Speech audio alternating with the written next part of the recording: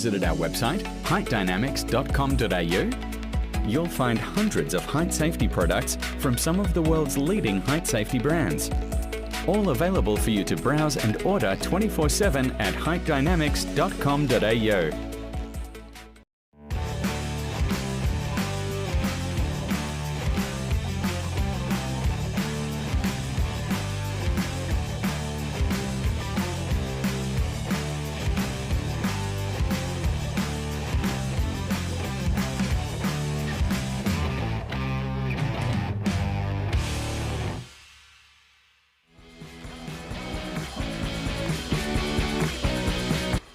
Well, hello, folks. Welcome back if you're joining us again, or welcome to the Bounce Hendra 2026 K2 Basecamp Queensland Open Lead. And yesterday, the speed titles as well, folks. Later on today, we're going to see the A's, but right now, the B's and the Masters are up in the final. We've got a bunch of competitors here. I think across the field, we've got almost over 55 competitors. I think we were having a look there in the lineup for today's finals, but this is the viewing, folks, and I welcome back. Welcome to the commentary box, Nina Manuel. Great to have you back and joining us in the box. What's going on? How's things for you? Yesterday you didn't have such a good day. You're a bit crook. You didn't make it through to the finals, but yeah, I was feeling quite unwell yesterday. Yep. So. Well, the benefit for me anyway is I get to have you here with me today, so that's kind of nice. So thank you. We've got a lineup now of the Bees. You know a few of these climbers as well. So tell us a little bit about what's going on. They're there viewing on the wall right now. So what is this all about for those at home who don't know much about climbing and competition climbing, really? Yeah, B category is mainly just getting some experience, Yep. encouraging people to have a go at our comps and see that they're super, nice environment and super cool atmosphere. So that's what the Bees is mainly for, and some of these climbers will have a little bit less experience, whereas the Masters will have a ton of experience because these are climbers over 40. Yep. So most of these I've seen in the gym since I was really, really young, and they're just super strong, super technical climbers. Right, and so everyone's out now on the mats, and they're in the viewing stage, which is taking a look at the route. You and I were talking a little bit before, folks. Talk us through what happens now. Everyone has a look and then they go and sit in isolation. Talk us through, what they're doing, how they're sort of preparing or trying to remember this, and then what do they do to keep warm and focused out the back? Yeah, so basically right now you'll have 4 minutes to observe the climb, try to remember as much of it as possible, and then sometimes in isolation you can go through it in your head. Maybe you'll get a route map, but you can try to recreate some of the moves on the wall, and then when they come back out, they'll kind of have 40 or so seconds to look at the climb before they have to get back on the wall. It's quite difficult to keep remembering the climb because oftentimes you'll have to go into ISO for an hour or something before you get to actually climb. Yeah. How do you, if you're out the back in isolation, which is, folks, where you can't watch any of the other competitors climb, and usually they come out in reverse order, right? So today, between sort of 6 and 8 competitors have made it through to the finals. So the 8th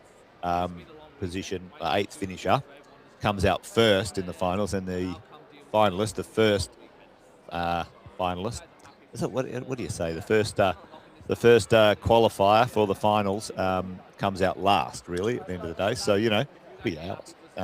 How do you keep yourself warm? How do you keep yourself focused? What do you do? I think keeping yourself focused is about just keeping on going through that route in your mind, making sure it stays as fresh as possible. Yep. And then keeping warm.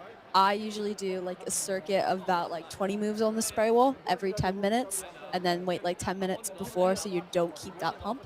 And do you eat while you're out there? I think I'd find it too nervous to have my lunch or something, but it could be a while. What do you do with that? Do you try and sort of organize that the right timing? Yeah, I usually try to eat at the right times, though sometimes it is just you're sick, you don't want to eat. Yep. Yeah, but it's important to eat because otherwise you get faint, and that's obviously not a good thing in a comp. No, you don't want that. So let's quickly go to the scoreboard and have a look at the lineup, and we'll sort of have a bit of a run through the names here. This is our men Open B, and in reverse order from Tom to Kiersten are our competitors. What do you know about these competitors here? These are obviously people who are getting their experience, trying maybe some competition climbing for the first time. They may be experienced climbers, but competition climbing's a bit different. Do you know any of the lineup here? We've got Tom, Liam, Ricardo, Sam, Jonathan, Kip, and Kirsten. Names I don't know from previous commentary, but shout out if you do know any of them. Yeah, I think fairly new field here. I don't really know that many of them. I think I recognize some by face, but it's like some are definitely youth competitors as well. So Yeah, so the youth come through and maybe get into the open Bs as well sometimes. Okay, that's great. And then we've got some of the masters here and a few who've been around in a few of the competitions as well. And then the masters men. Fairly big lineup here. And Nath Wright, he's on the SQ board as well. And a few here I know. Yeah, definitely. Tui and Paul. Names Yeah, in there. exactly. Well, that's your lineup there, folks. Now all of the competitors have finished the viewing and they go out the back. We'll get our first competitors out. Now, I believe we are going to be seeing one climber at a time, but we might get the team to go in and do a quick camera view of each of the climbs. What happens is they leave the rope in there. So you can see the one in the center, which is the black and blue. And then I believe it's the green and orange on the right side. So we might see if the team can get the cameras to just quickly run up the route and see if, Nina, you could maybe talk us through, if the guys can do it, what you think the route might entail for the team. So this is the black one in the center. You can definitely see like a lot of slopers, techie start. Really, if you don't do it nicely, you're going to use up your energy, which I think the kind of aim is with the setters, just get you like starting to be having to think quite a bit and like using some like weird positionings, getting a bit pumped. Now it climbs into that sort of little changing angles corner system there, and then kicks into this head wall up through that small kickback, but also, you know, steepens up in some small holds at the top there. You can definitely see like it becomes a lot more intense with the holds and the positioning, trying to press into that volume and those pinches. It definitely looks like it's going to be a bit of a challenge also to be in the right position to get over onto the head wall. Yep, a bit of a traverse to the right there. No feet, so might be something reasonably exciting to the right there. I reckon it's like you want to try to get like a high heel and stuff. It was also super interesting to see they had those shiny new blue kilter holds, which are part of the new SEQ Setters Closet, which you can still donate to for the Hold the Future campaign on the Australian Sport Foundation. Well, if you want to see a little bit of variety on the wall, folks, then get into that. Find the link. I think you can. Is the links on Sports Climbing Queensland? Yeah, on their Instagram. I think it might be on their website. And there's QR codes if you're live at the venue everywhere, and some posters around the gyms too. Yeah. There's our head route setter. He's a bit of a legend in the scene. And Victor, he's heading up the wall there. But this one, not as steep, Nina, but certainly gets out there, takes advantage of the angles, certainly on the top of the wall there, maybe a bit of a layback around the corner, maybe a blind hold or two. It depends on the stress and pressure you feel under that you might see them. The top looks like very precise with the pockets, and then you've got to do so many bumps up there. It looks like it's definitely banking on the competitors being super tired and needing to just keep fighting through that. Maybe not so hard like moves, but just being super tired, trying to keep doing all these little precise, powerful moves will be super difficult. Yeah, absolutely. We'll be looking forward to seeing that. So what's the go with those tarps and things going on there? What's happening there? So later today, we'll have our Open A, under 17 and inclusive, I believe. So I think that's just in case the under 17s and other opens would like to watch the finals. That way their route doesn't get spoiled. Yes. Because it is quite a big aspect is trying to work out yourself how you do your route and like keeping that strategy in your head, because you obviously don't get like coaches and stuff. So trying to keep that a secret is really, really important. So we've just done that. And we get to see our beautiful sponsors. Absolutely. The sponsors are helping out, which is awesome. Big shout out to them as well. We wouldn't be able to do these competitions without the sponsors, the volunteers, and the mums and dads, by the way. They're always very, very helpful, especially in the youth examples. But folks, I can see a few of you online right now. So fantastic to have you here. Give us a shout out in the chat. Feel free to get in there and encourage and cheer on your favourite climber or all the climbers, either way. I'm sure I'll go back and have a look at the live stream later on and see who's been giving them a shout out. But right now we've got Tiffany ready to get on the wall. What do you know about Tiffany? I haven't seen her around that much. There you go, newbie to the scene. Newbie probably. Yeah, you always know when people have like good climbing style, like their outfit, they're gonna be like really good climbers. So I can tell she's about to be like absolute crusher. All right, let's see what's going on here. Now the early days here, you get talk us through the difference here. You got the belaya, they're spotting now. The lead climbing a little bit different when it comes to managing your energy and your style. Yeah, definitely. So it's just super important you keep super efficient down low, because when you get up higher, you'll definitely regret it if you haven't. She's found a nice double clip here, which is good, and using her mobility quite well, just trying to trust those volumes. Early days on the low part of the wall, but a bit of climbing to get to those first two clips though. So the route setters, even though the wall is a little shorter than the regulation climbing height, they're using the sideways movements called the traverse to maybe put a little bit more into the climb than the vertical height. Definitely. I thought they did a really good job of that in qualifiers, just creating like a ton of different moves and positions so you do get pumped on the short wall. Yep. Making it a little bit more tricky than straightforward, but this might be a little section Tiffany might have found she might need to do a little bit of something here, move into maybe a bit of a shoulder Gaston move here. Very nice. So that undercling is pretty good, I think. It's just trying to get in through it and be on a good position with it. I'm guessing that foot is not as nice. So yeah. Doesn't look like there's much there at all on that foot, does it? Yeah. So these holes, which you're talking about, which are new and awesome to climb on, very shiny. They're called dual text. Explain to everyone what that is at home and how you, as a competitor, like or hate them, or how does it work? I think it's really interesting, Voltex.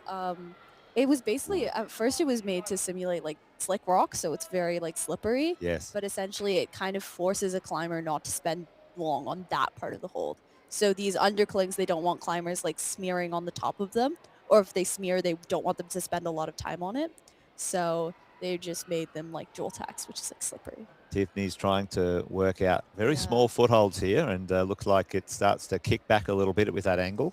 Yeah, she's just trying to find a foot right now, which I think will be just a little bit, maybe too much energy expenditure. A little bit pumped early on in the climb there. So well done, Tiffany. And, as we said a bit earlier today, there is a scoring system. Well, obviously, you want to get from the bottom to the top. That's the whole point of the lead climb. But there is a scoring system.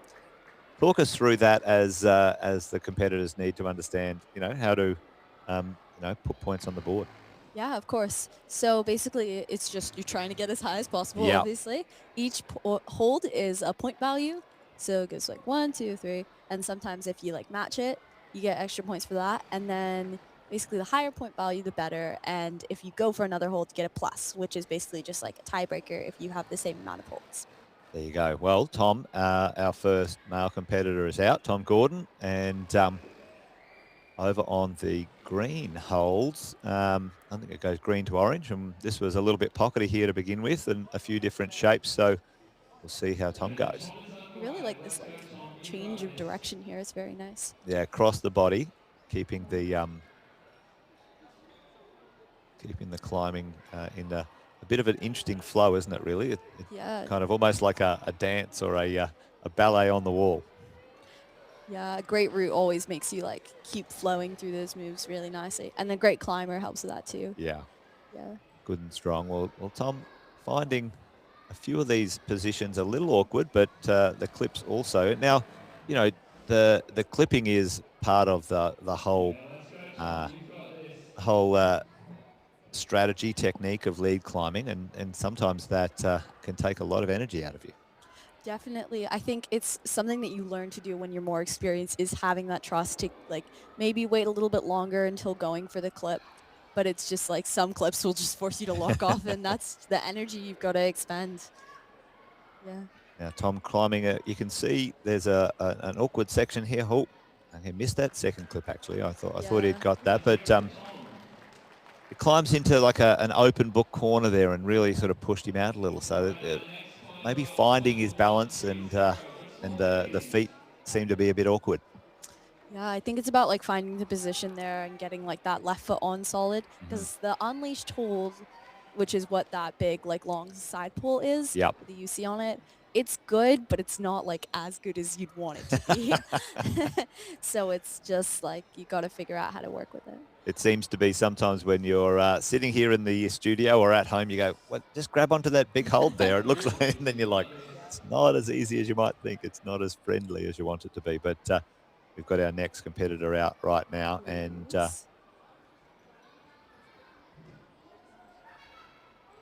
Louise, I think it's. Louise O'Sullivan. Yes, there we go. We know there's a little bit of interesting stuff pretty quickly in this part of the climb, up into between those two large black volumes on the wall there. It's quite a new thing actually, volumes for climbing walls. Probably only the last 10 years or so, but they do bring a great new dimension to the climbing competitions and the climbing walls, which is fantastic.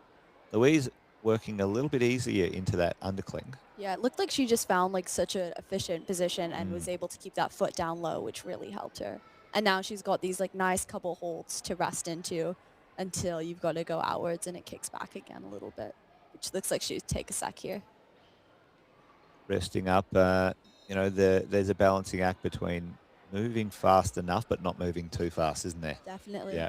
And I think like you're going to have the angle change soon. So if you want to rest, now is the time. Yeah, get up there and then, have a bit of a look from a different angle, I suppose, will sometimes give you a little bit more insight to the climb. Yeah, for sure. And also just like being able to refresh those couple moves in your mind, because sometimes it can be a bit fatiguing to try to think of the whole thing. Like try to stay in the present. It looks like that foot's a little bit blind under there, but she made a blind switch, which was pretty tricky. Bit high risk, but is working at this moment in time. Still looking for that right foot, not able to find it. Oh, big move. Works for Louise. Completely missed that other hold. Yeah, she made it work so well, though. I think she maybe just didn't like the smear, but she definitely found her own way and looked good. Well, that's kind of what they call the beta break or the beta break when it comes to what the route setters think you might do and what some of the competitors do. And different styles of climbers, different shapes and sizes work their own way out, don't they? For sure. I'm always the one to like break the dyno. Then the route setters are sitting there like... She was looking quite good, Louise, there. But, she has put in a high point for the competition so far, but we've still got plenty of climbers to go. Well done, Louise.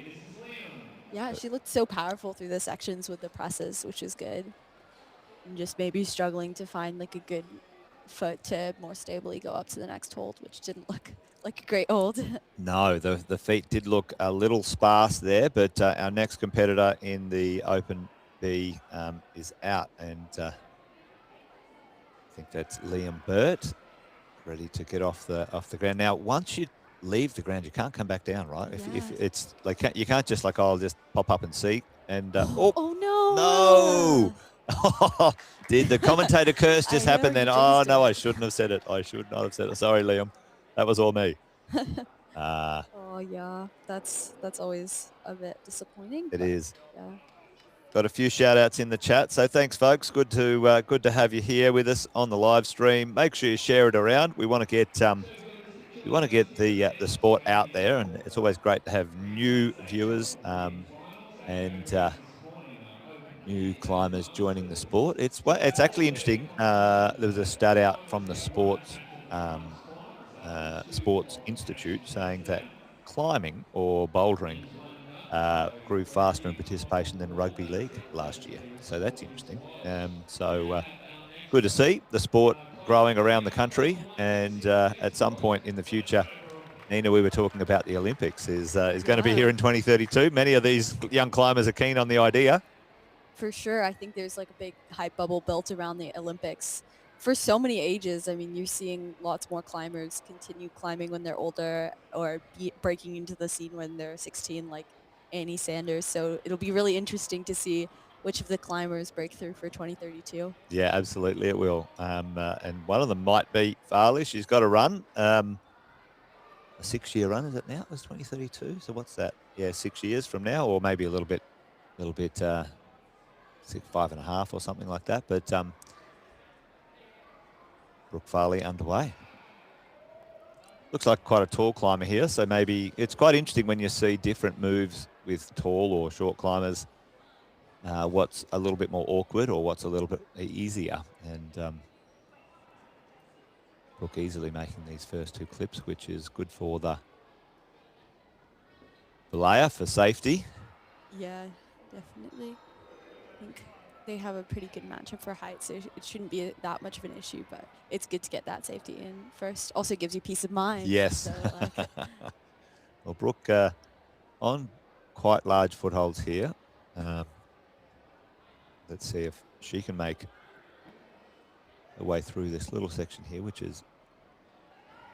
got a bit of bite to it, yeah. Yeah. Just this up to this move is like urban plastics holds. Hopefully. I've seen it done a couple of ways, but you really do have to build your feet. Now that builds the feet high, less stability with that. There must be a small jib on the inside of that volume there. Looking good though, looking strong. Let's see if she can keep the stability over into this next section. We know that this next section is pretty spicy as well up to that pocket, so we'll see what happens. She goes into the, going out left. I think she's just struggling because that foot's high up on the volume. It is a bit of a struggle to get over to the undercling and not be scared of slipping off, because I don't know how good that foot is, but you totally would fully have to trust it to do that. Wow, here we go. Could be many different ways around this section here. Now those feet under there, look, they seem to be blind as well. So once you stand up, you can't really see your feet, and might be a bit of a blind foot swap or something, or trying to find a foothold that you can't see and feeling around. I think she's burned a bit of energy there trying to go that way, and she's trying to recover now. Yeah, now she's got it. Onto the smear. Okay, well, this is good trusting her feet right now. Oh, okay. Nice. Going through the pocket instead of skipping it like last competitor. Well, that did look quite nice there. We've got a different bit of an angle here, and you can start to see the wall above her starts to kick back in this next section up through the next black volume pieces, and that's where it starts to get a bit steep. So you get up through this steep section, and when we were looking at it before, Nina, there wasn't many footholds for this sort of, there's a right traverse of some description. So we'll see what happens there. Yeah, I think it's going to be a lot of like awkward reliance on high feet that you can't really wait that much. So just trying to like keep your mind when you're like pumped and trying to keep pushing super hard. It'll definitely be quite the challenge. All right, well, let's see. She's got a nice knee bar there. That seemed to work really well for her. Very stable, wasn't it, at that point? Just trying to get through these. That pinch doesn't look fantastic, but she's pulling nicely into good position. Oh, maybe it is. Looking good with the clip here. Now, I wonder if you can use those over to the right there. Maybe they're off route, those white volumes. Yeah, I'm not sure. They've had a little bit of like a change lately. Officially, the rules are that you can use anything that you can touch in finals, but at a state level, sometimes it's just like we don't have the space to do that. Yes. So it'll be interesting to see like kind of what's applied in this comp. Usually, and sometimes they tape it off too, don't they? Sort of put some black tape around it or something like that. Yep. I would assume those would be okay because there is no black tape, but we'll have to see. I don't know if they'd be particularly useful either. No, it'd probably take you a little bit further right rather than where you want to go straight up. So these next couple of holds, she's found another knee bar. Very good with the knee bars. That helps out a lot, but not particularly. Not thinking that holds much chop really at the end of the day. Maybe a big move on top of this. Yep. I think that's cheating. Oh, that is strong. Yeah, all right, only a couple of moves away from the top. Let's see. Now, I do know that hold upside down is really sort of quite slopey, and you really brings your forearms into burn at this point in time. Yeah, you definitely have to put like so much power through that to stay on, engage the shoulders. Well done. Yeah, quite the high point there, but maybe she just didn't have that power left, which is fair. Long round. Bit on the wall for many minutes, but Brooke, big smiles and deservedly so. Well done. Sets the high point there now. So as we go, you can start to see the score. We'll just go to the scoreboard and just have a quick look. You can see, folks, what Nina was talking about before. Louise here obviously made a positive movement towards the next hold and gets a plus, where Beck was on the 13th hold or the 13th scoring hold. Sometimes holds are footholds and not scoring holds, so Yeah. it's not necessarily exactly what you see on the wall. But yeah, 25 plus there for Brooke. That's a pretty good high point, like 9 holds. Yeah, It's yep. definitely job well done there. All right, so now we've got James out and he's ready to go. Now, we haven't seen too much progression on the male route just yet, so let's see if James can bring something, or Ricardo, bring something to the route. It is interesting. I feel like it plays a little bit more into what is stereotypically like less the strength of male climbers than female climbers, because it's like very directional and technical and like Yes. small boxes. So it's definitely interesting when you see like the male climbers put on that, because sometimes they do struggle with it, but they have so much power. It's like crazy. Yeah, to you see. and sometimes the, setting to their weakness to sort of, challenge them a little bit more in that, the route setters do, I think, a fantastic job by and large, making the routes varied and challenging for, all styles of climbers. Yeah, absolutely. Because Yeah. then you can see there's this technical part at the start, but then it kicks back into like having to use power. So it's just like if you don't use your technique right at the start, then you're gonna be burnt out for the power. Yeah.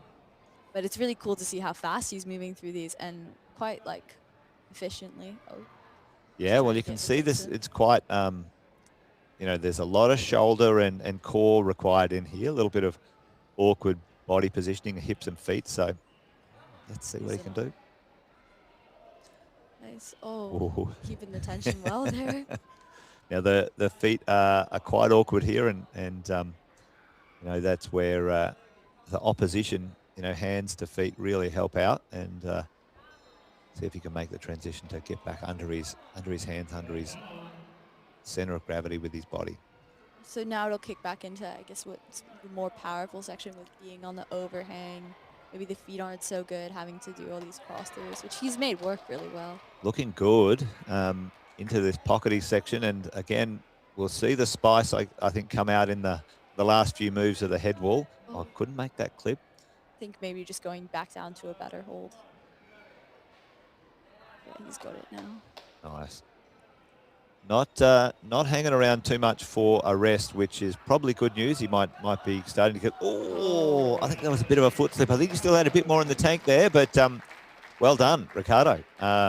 Booking the high point, as you would expect, as you have the climbers come out, the higher finishing climbers coming out last, and we should see some progression on the route. Yeah, definitely. That was a big progression there. I think he was like slightly starting to get a bit too pumped, because you could see his pace really increase, which is often like a tactic that you use when the pump starts to build a lot. You're just like, get as many moves done as possible. That's it. I've got to fall off, so I better keep moving up. Yeah. So we've got Salem here out. Now, Salem's been around in the comp scene for a little while as well, often helping out and volunteering at the competitions.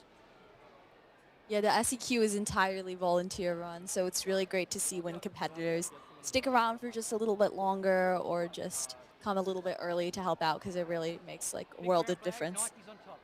That's fantastic. If you want to go and volunteer, I'm sure you can put your name down as well. Oh, yeah, of course. We have volunteer signups for all our events. If you have special skills in like finance or marketing, the SEQ is looking for people quite frequently because we're growing. So just keep an eye out on the social media for like judge volunteering or finance volunteering planning. Pretty intense to be a judge, that's for sure, but a bit of fun as well. I see a lot of the team doing that often, which is awesome, and a lot of the parents helping out, and also a lot of the competitors, they'll compete and then help out as well. Yeah, it's definitely such a fun atmosphere to be a judge too. You get to be in like the center of all the hype. It's great. I would highly recommend to anyone. All right, Salem trying to find her way through this section here. We know there's a little bit of interesting route reading and choosing to do the tall method maybe. We know if you get up in here, it seemed to be a little bit more comfortable for a tall climber to do that with the feet low. Nice angles here you can start to see. And got the what do you call those chalk bags? The fluffy chalk bag or something like that. Yeah, I don't know. They're like all the plushy ones, I guess. Plushies. There you go. That's it. You Yeah. can see all the series. And I love looking at everyone's chalk bags. Yeah, it's always great. It's certainly get some cool merch these days in the world of climbing. It used to be fairly basic back in my day, but these days a lot of fun had with the merch as well. Salem not really liking that smear, that trusting of feet on that volume, but finding that pocket not too bad actually. So She's now going to kick into the powerful section, I think, whereas the start section was a bit more technical. gets steep here. Yeah, I'm not sure how that hold is because the Sport Climbing Queensland Urban Plastics holds are the first in the state, so haven't gotten the chance to try it. Oh, no. Just maybe misread what that next hold was. I think it was more a side pull than a crimp, but Salem putting in a very respectable performance there.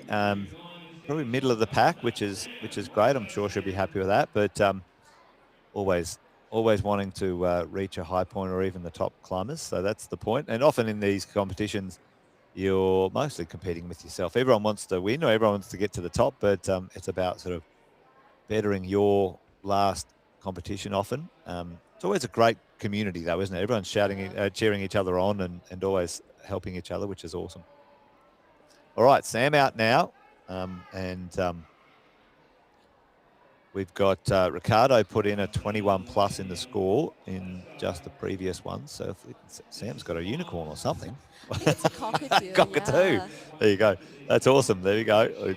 Lots of cool chalk. I think we should have a prize for the best chalk bag. Yeah, we've got Climbing Gems as a sponsor for the event Yes. too. They got a stall at the front if you're live there. Yeah, if you're after I think they do a lot of recycle or they repurpose stuff. them. Upcycle. There's like Yep. lots of cool chalk bags. You can get them custom made, and they have like magnetic closes. I love got it. a close-up shot of the cockatoo. Fantastic. Well, it's awesome. Sam looking good actually. He moved through that section fairly comfortably, didn't he? Didn't look too bothered. Sometimes that's just like the body awareness Yes. to be in the right position on those holds can definitely make such a huge difference, especially energy expenditure-wise. Yeah, and find really often with the guys because they rely on power a lot, not necessarily body movement. Sometimes they don't train to do a bit more balance or a bit more body movement. They seem a bit stiff in the moves, but Sam not looking stiff at all, looking fantastic. For sure. Sometimes it's just so hard to train technique when you're powerful too, because it's just like, oh, I can just do a hold through that. It doesn't matter if I use my feet. That's it. I don't need to be powerful. I don't need to be technical. I just power this through. But Sam now really changing gears here on this head wall, Nina. Explain what's going to go on here because you've been on plenty of head walls. I think the head wall is really where the moves start to kick in. You're super like pumped. It's generally quite difficult or technical or powerful. This one just looks like it's got a lot of powerful, precise bumps that you need to be really switched on for, which is definitely quite the challenge. But I think this is a high point now, which is good. Very much so, and looking fairly good actually. Like even though you can see some of the moves are a little bit dynamic, but still not looking desperate and still making good quality clips as well. So yeah, that heel looks nice. Oh no! Well, I think that was it. Yeah. It is the commentator curse sometimes, Nina, with that one. But I think he still had plenty in the tank there, to be honest. That heel just popped, I think, right there where he's just doing that clip. But well done, Sam. That is a high point for sure. Let's watch the replay. Let's see. Yeah, you can just see maybe the heel wasn't fully like engaged because we usually look for the toe to be turned down, and it just popped out as soon as he had finished. Just as he was trying to climb back down or reach back down potentially. Yeah, the heel just popped off. Not quite as engaged as he would have liked it to be, but it's understandable. You're probably pretty tired at that point. The last thing you're thinking of is, and what if I point my toes a bit more? All right, well, our next climber out is Brianna Ward. Clipping this quite efficiently, not quite the double clip, but nice to see her like quite sinking into those feet, which will preserve her energy. trying to pull up into these holds. Yeah, I mean, it's often you get a bit of nervous energy in those first sort of, few meters of the climb, and sometimes it takes a bit to sort of settle into a rhythm, doesn't it? Yeah, definitely. I think sometimes it's just like a matter of getting the first few moves done, and then just when you find a nice hold, you just take a second, Yeah. take a deep breath, because otherwise, I don't know about everyone else, but I'm one to get the shakes, and you just keep getting like the Elvis leg for Yeah, no reason. Elvis is in the house. Oh, Brianna Oh, doing a big backhand here. she made it work quite well though. Skipped a whole bunch of holds. Well, yeah, it didn't look that hard, really. It looked Yeah. awkward, but she made that work, like you said. Shaking out a little bit right now. She had some great mobility because she just like put the heel straight up and was being able to push through it really, really nicely. So I think that helped her a lot. Yeah, and doing a bigger move rather than multiple moves might save a little bit of energy if you can move fast through it. And she seems to be fairly comfortable on her feet here. We know that there's not much on those other than a smear, but this move across here, small feet and reasonably shouldery, quite strong.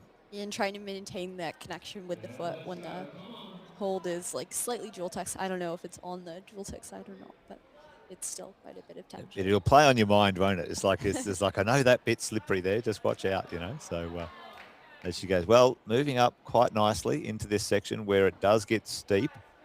We've seen a little bit of action up here a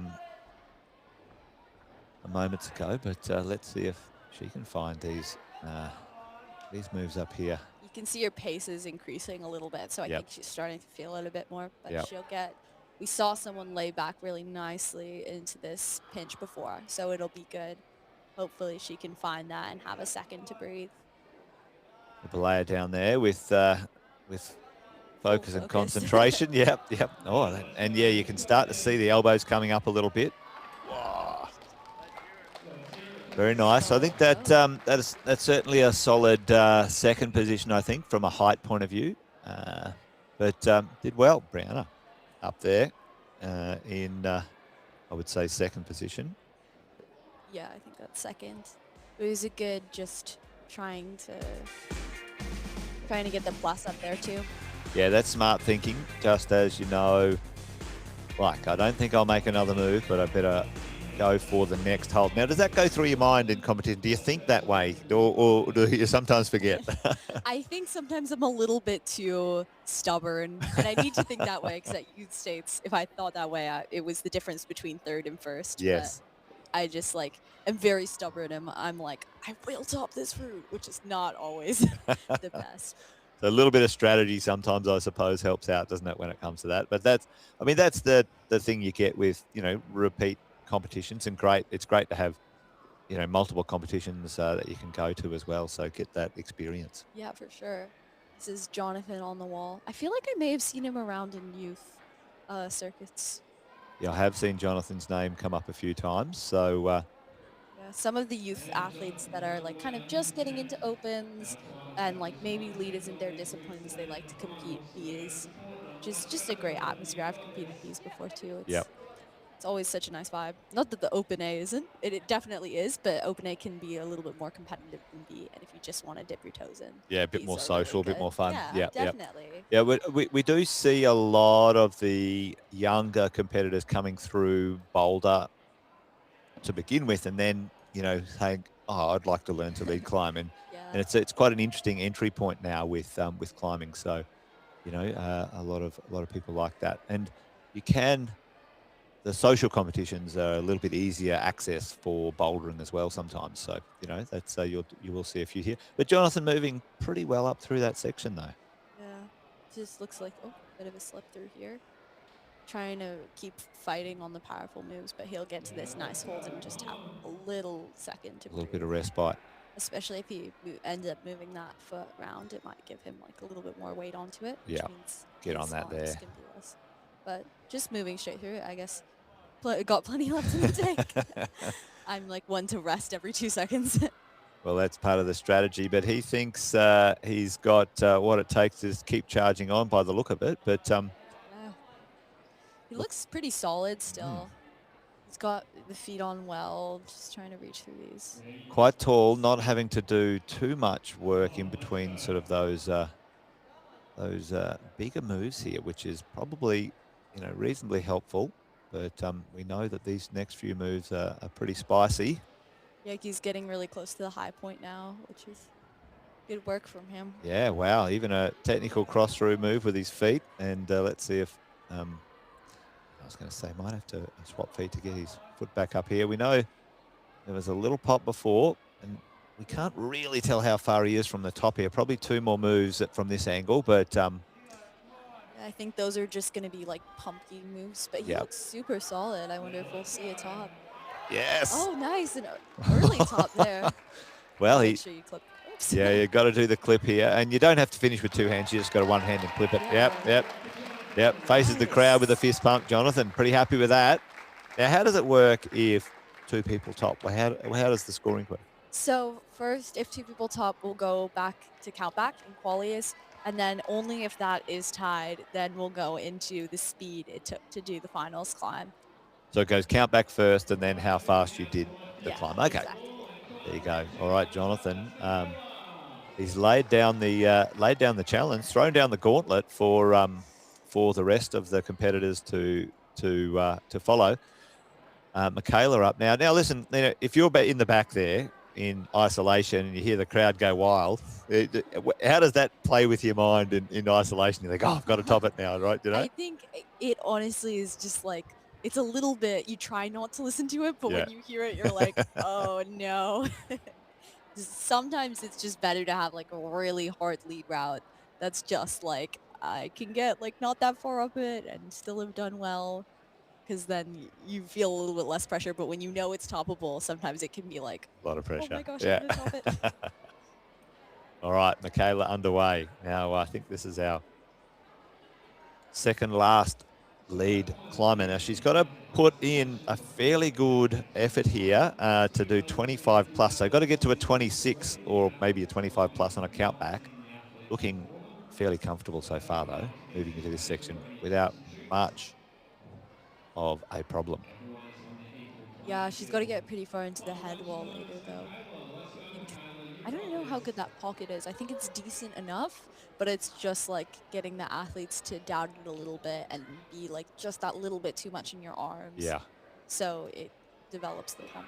Feels like it's sort of facing down and out a little bit too. So it's you got to get it at the right angle and not wriggle around on it too much. And if you don't trust the feet enough on the volume too, it can just like make the pump, because those feet are just kind of made to make you think they're not that trustworthy. Yes. Yeah, it is that, isn't it? Those volumes, they're good if you keep the pressure on, but the moment you let the pressure off it, they flip straight out from under your feet. All right, Michaela up high. We know this is where the business needs to be done at the top end of the climb here, and looking like she's still got plenty left. Yeah, pretty stable, getting like nice heels here. Even like she's been doing a little bit of micro resting, as we can see here, so it just looks like she's preserved herself pretty well. A little shakeout. Now, is that part of your strategy? Rest every few moves, or is it per climb you work it out? I think it depends on the climb. If it's steep the whole way, she's fighting so hard. Oh. Right. So I think because we had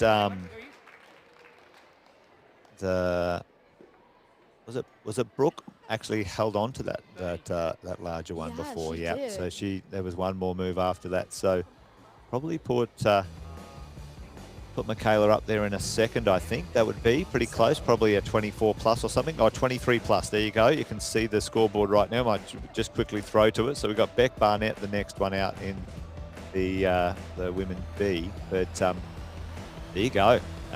She probably, I'm guessing, got another point for matching that big sloper. Yes. Because sometimes that's what you get points for as well. But it was super solid from her. Yeah. Sometimes it's like when you come out like one of the first, it's easier, like not easier, but it's like less pressure on your head to try to perform very well. And we see a lot of people who come out first pull out these like crazy performances. So definitely not to discount the first like athletes. just a bit more relaxed sometimes, which is fine. But Kip Sherlock, now Kip, I've seen him around a few times in comps, so he's got a bit of experience. We'll see if Kip can do something. I think we've got a little bit of the background music getting a bit excited here, but Kip's underway. Yeah, pretty nice on this slopey pinch, keeping good position. Nice straight arm there, isn't it? Yeah. Yeah, and locking his core, which is really good to make sure like you don't have to keep the tension through your shoulder. Just dropping. I do know this is a little confusing, and you've got to sort of get yourself organised for this transition across to the right a little, but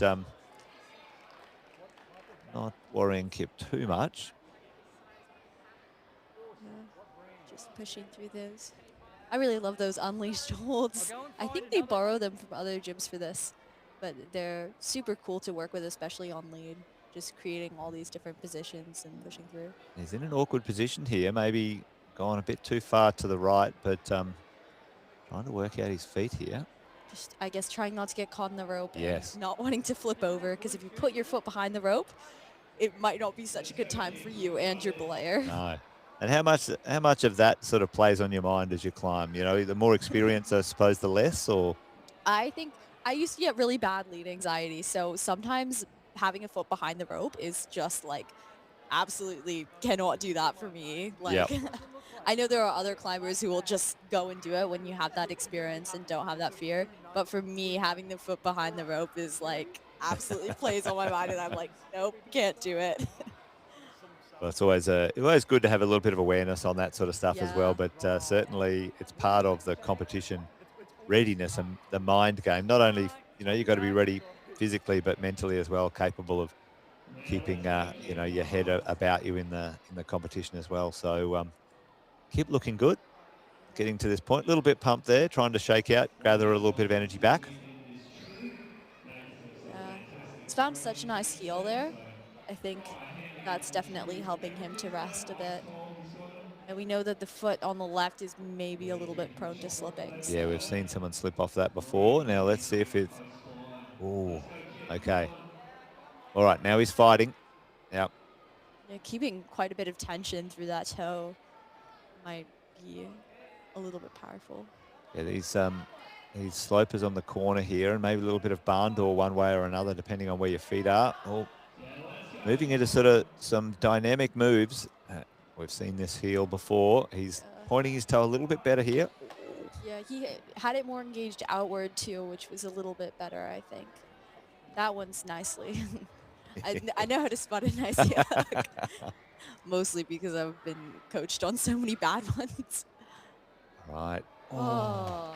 Yeah, you can see a little bit of pump coming in, but that was great. Got himself up there probably in, I'd say, second position. I think that's a solid second. Yep, yeah. Probably on a count back, I think. And we've got our last competitor, Kierson, out in a moment. But before Kierson is out, we're going to see Beck, our final Open B woman, on the wall in just a moment. Oh, there she is. She's ready to roll. Yeah, got the on belay shirt. Probably her own big gym. Where's that gym? Is it Brisbane, on belay? I think it's more towards the Gold Coast, but I wouldn't quote me on that. I actually haven't been yet, but I keep seeing. I mean to go because I've been to all the other lead gyms. Yeah, well, it's great, isn't it? So there's only sort of 2 or 3 lead gyms in Brisbane. Urban Climb, this one here at I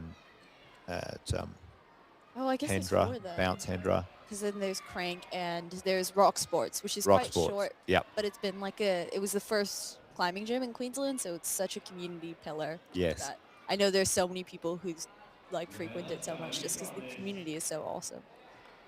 It's a great supportive community, that's for sure. And there's, I think, 6 or 7 bouldering gyms. So really from maybe 10 years ago, the collection has been pretty fantastic, actually. So it's quite good. All right. Up into this section. Not looking as comfortable as some of the other climbers yet.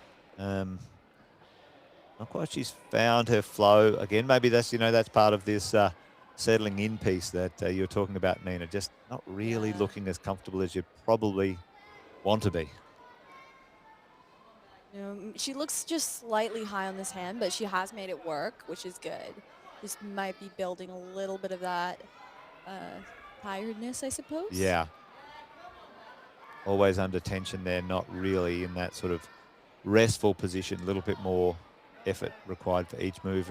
And, that extra 3 or 4 or 5% each time takes that energy out for those next moves that you've got to save some for. But either way, has made it up into this high section. We know there's a fair bit of work to do in these next few moves, though. Yeah, definitely. She's still got to progress through that sloper in order to get the high point. But she'll have a second. I think these holes aren't so bad as we initially thought. So she'll have like a little second if she wants to take a micro rest on this. But the angle is still a bit challenging. We know this is kind of the move here up to the big sloper, and it sort of opens up your hand pretty quickly. It's a very awkward feat. Something. Oh, no. I wonder if she'll get the plus for that because she wasn't exactly moving like completely forward of real holds, but she did show like some sign of progression, so it'll be interesting to see.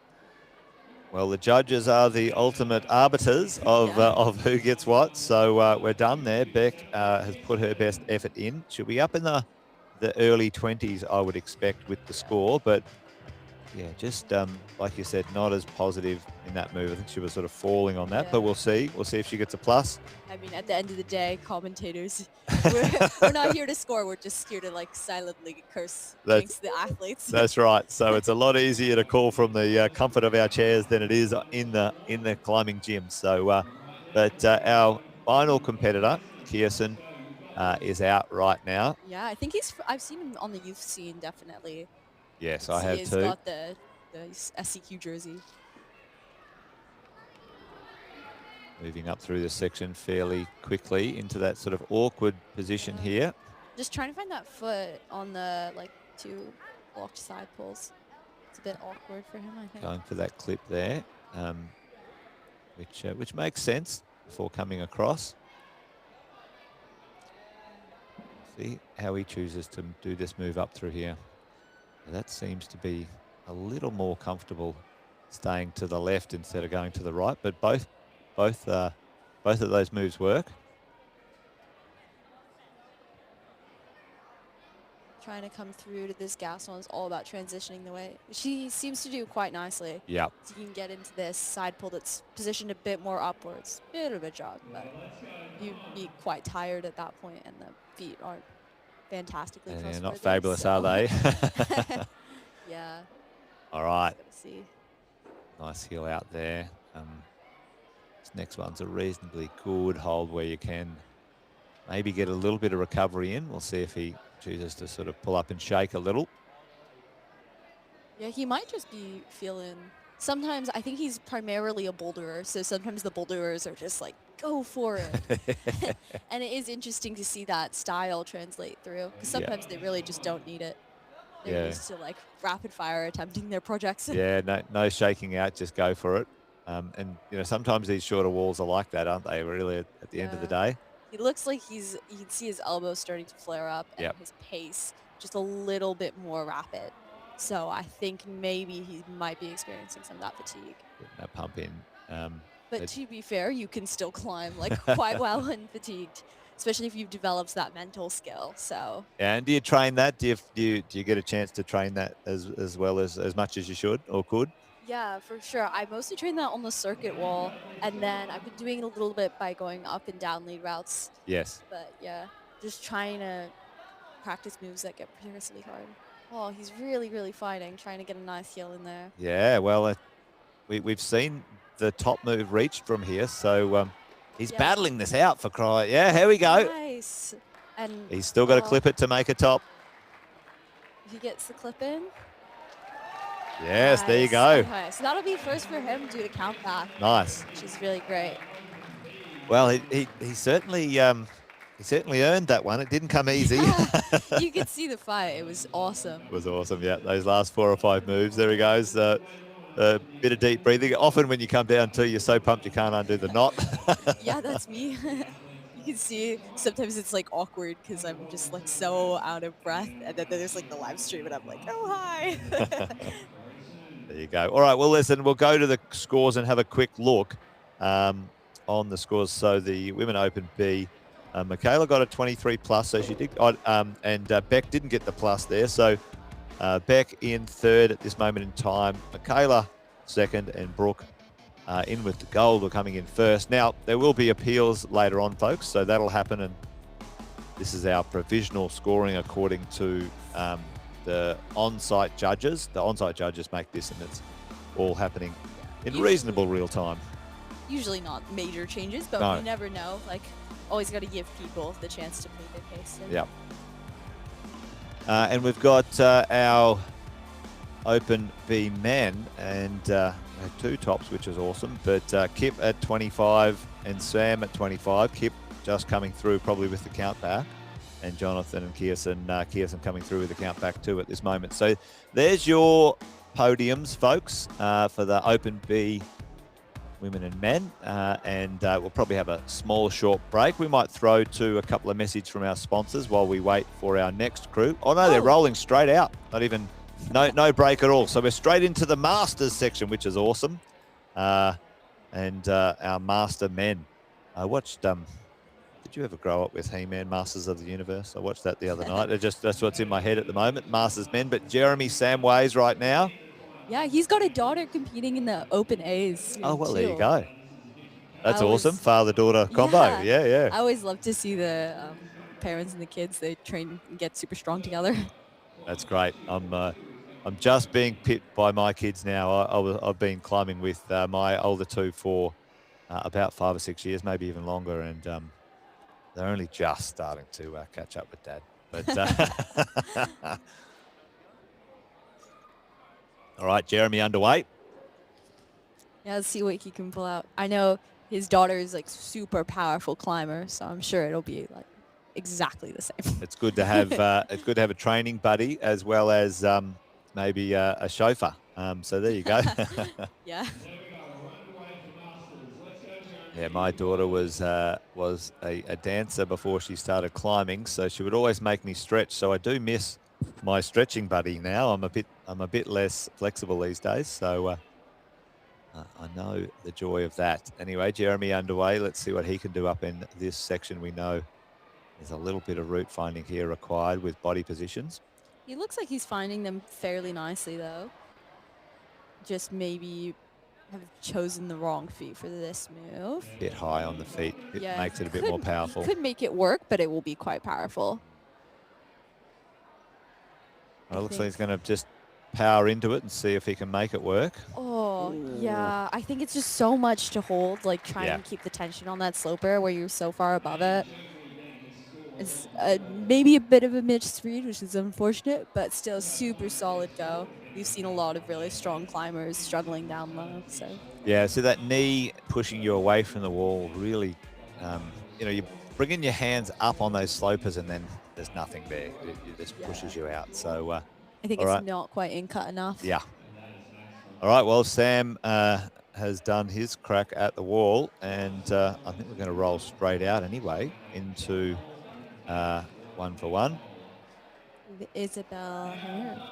Oh, looks like they're just going to go straight for the Masters men by the look of it. We'll see. Actually, no, I think there's one less Masters female, so they'll do 2 of the men first.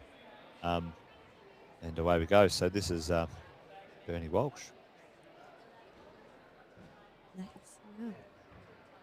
Now, when they say 40 in this is what I'm saying. Like, I think 40 is still young because I'm 50. So I think they should make the Masters 50 rather than 40. That's my call. Oh, there's some sort of, I think there might be some issue with that clip, or not quite sure what's happening here. Ah, there we that go. one. Yeah. Okay. Yeah. Yeah, sometimes they get a bit of blood on the wall. They've got to clean the blood off. Sometimes the clips flip over. Yeah, I always feel so bad when I get blood on the wall because I go up to the gym staff. I'm like, hey, I'm sorry. Do you want to get like 4 ladders off so you can clean this up? Yeah, the lead climbing much more difficult to do that, isn't it? When in the middle of the comp, but the route setters and the team seem to know how to do that fast enough. But Bernie's on the wall though, Yeah. and underway. One thing that is a bit of a strength of masters usually is that sometimes they're more well-versed in like technique because they've been Yes. climbing for so long. So it is interesting to see maybe some of them using more efficient positions right at the start here, Yeah, well, Bernie keeping his feet a little bit lower. which is, yeah, it's probably a little bit more favorable, but none of the masters so far seem to like that low sloper. Yeah, make a nice stand up through there. Yeah, looking very good technique on his feet. And that, like you said, you can sort of see using that a little more efficiently. Oh Oh, no. no! I think he just wasn't fully like laid back into that hold. Locked in. Yeah, the setters really like sometimes rely like trying to get people out for being a little bit too impatient and not finding the position first. Yes. So sometimes it's just if you take that second just a little bit too fast, it throws you off. But I think it's pretty good separation so far using that too, just like slowly building the pump and trying to create lots of technical moves. Well, there is 8 in the Master Men, and we've got 6 in the Master Women. Our first competitor out now, Isabel Hare, underway. You can hear, I think that's Ange cheering them on. She's always cheering. She's a very supportive person in the community, I think. Yeah, absolutely. One of the fantastic volunteers often and part of the climbing scene. Great help. And like you said, she does the Climbing Gems chalk bags as well. Yeah. All right, we know that it's a long move up to that hold there. Seeming to make it work. I think that left foot is really crucial, just trying to put weight through it. But she's done it a different way, actually. No. Oh, that's nice. Again, good technique. Yeah. Not really feeling or looking stuck in any way in those positions. So making them work, which is nice. And You're taking a little rest here. That's good. Looking comfortable, not rushed. Yeah, I think this is kind of your spot to like, until you get to that like big pinch on the overhang, this is your big spot to have like a good long shakeout and just relieve some of the tension from the earlier moves. Yep. That might have felt a little bit insecure because of the feet. So yeah, they all kind of take a second here. Yeah, often you know, certainly in different routes you find, you know, section to section or between cruxes, you know, you find a spot where you can maybe regain a little bit of energy. Oh, we lost our climber. Before the next few moves. She looks like she's fighting now. Oh yeah, that hold, that blue crimp on the white volume or the white hexagonal volume there looks a little bit awkward. Yeah, it seems to be catching a couple of the climbers out, definitely. I think just when it starts like some of those urban plastic holds are so good, you just kind of get into the mentality of, oh, this is nice. And then you're like, oh my goodness. Okay, got to pull hard now on this one. Yeah. Well, it transitions pretty quickly from reasonably big holds into quite small holds, crimping up through that section, doesn't it? So yeah, you've really got to switch on, because earlier you might be like thinking about getting a good pace going and being like fast enough to not get pumped. But then you've really got to think, okay, I need to slow down. Some of these moves require quite a bit of brain power. Nathan here. A bit dynamically into that move, but he seems to make it work. Yeah. Reasonably experienced outdoor climber, as well as been in the Masters a little bit in the last few years. So yeah, you definitely can tell when climbers have been outdoors a ton, because they seem to always find like the coolest little rests and beta breaks and knee bars, like a million knee bars. yeah, knee bars are something that you're sort of trained to find in the outdoor world for sure. Going for the lower sloper, which we hadn't seen the Masters use as much before. I wonder if it's like maybe not as good, or yeah. Looking a little bit uncertain about this move. Yeah, just I think the holds are maybe not the most trustable, and the feet aren't either. So you don't really want to trust and go into it. Yeah. Especially, I think that left hand is a bit nicer when you're low. So it's just making the decision of when to go and stick with it. Yeah, he's found the lower foot, maybe a little bit taller, so maybe that no, really got a little pumped in that sort of section there. not finding those moves through that section as easy as some of the others. Looking Yeah. back up the wall going, what happened? Yeah, that's the classic climber move. Yeah, it's Or like- you like look down at your skin like, ah. You let me down, hands. You let me down. Yeah. Yeah. That's the go-to move when you fall off something easy in the gym. Is you look down at your hands and you pretend that your skin's just, it's, oh, my skin. All right, straight over to our next competitor, and Helen Stubbs. Helen is believe- underway. Yeah. I believe I've seen her in some social comps, and saw on Instagram she released her novel, which is being, There you was go. being sold at the venue. Climbing novel, or is it? Yeah, it's Oh, a there you go. climbing novel. Oh, there you go. Cool. That's a genre I haven't heard much about, so I might try and track that down. Yeah. Definitely need to see more climbing media. You see so much stuff about ice hockey, and it's like, no one cares about hockey. Let's talk about climbing. Yeah, I think that's certainly more European and American. Australia at this moment in time, getting a good scene though. Good scene about a few climbing movies coming out, which is awesome. We've got a few good competitors in the World Cups as well, so you know that's yeah, you definitely see the World Cup climbers breaking through. Of course, you've had Osh McKenzie coming through to finals for a couple years, but then we also starting to see Maya Stashak. She qualified first into the semi. Yes. It was last year. And then we've got Ravleen and Tanya, who are just starting out on the open team. Ravleen put out a really solid first standing, so I'm excited to see where they go in it. Well, Oceana, I think she did get our first World Cup boulder medal this year as well, Yes. wasn't it? I think Oh, it I was think a it was the bronze or a fir- silver. Was It was the first gold medal this year, and Golden, then yeah. last year she did I believe it was last year in Prague, she did our first medal, which was bronze. Yeah, yeah. Which I think all the Aussies were like screaming at our TVs. Yeah, we were all cheering her on, that's for sure. She was in great shape and is making the finals quite often as well, so it's awesome to see.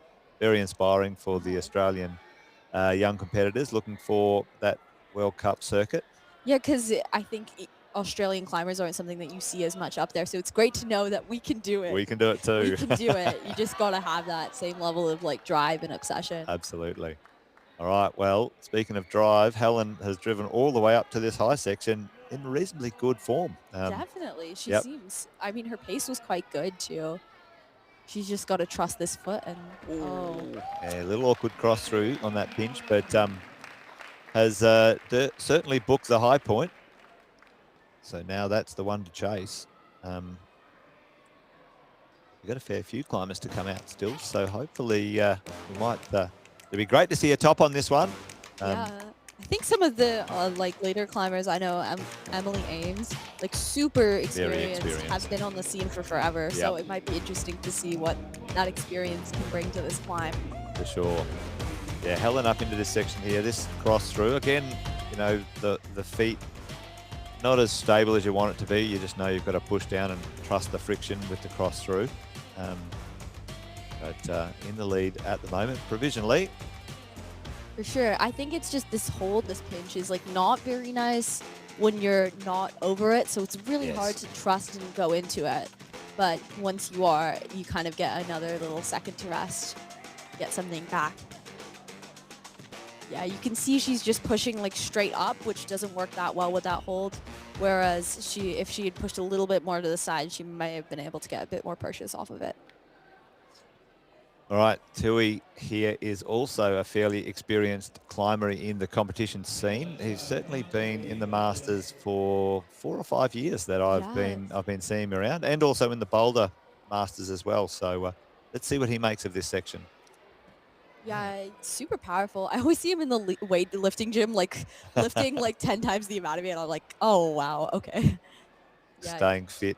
So strong. Yep. And like climbing, like always in urban, so strong. Got to keep those shoulders healthy as you get a bit older, that's for sure, because it's so intense. But he made it through that section, not as smoothly as we've seen before, but he's through and into this next part of the climb. Yeah, really got to transition mound or choose to go high and get the feet over. But I think he's gonna, because he's laid all the way back on that hold, he gets to use it like most advantageously, and then it's a lot nicer than trying to like bump up in the center of those two, which I think we saw caught a couple climbers out. Yes. All right, nice little back foot there, using his feet pretty well in this section.